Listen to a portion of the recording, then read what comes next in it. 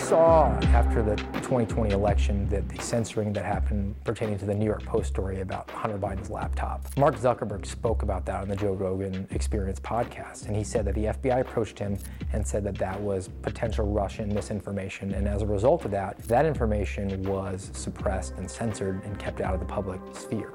The collusion that we're seeing go on between the FBI and the federal government at large and social media, it sort of creates this game of accountability hot potato, where the government just issues guidance. It doesn't say that they're going to interfere with the private goings-on of the private actors, in this case, the social media companies.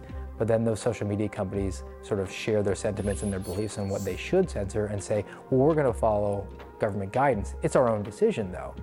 And we'll also see this revolving door of executives from the federal government who move over into the private sector after retiring, or as we're seeing, especially since 2016, a fair amount of high-ranking government employees who leave around the 16, 17-year mark of their career, where you would think they'd be trying to get to that 20-year point.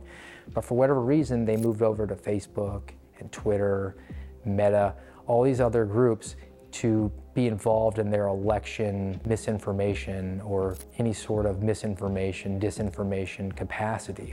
And they bring with them not a huge knowledge base of social media or cyber in general.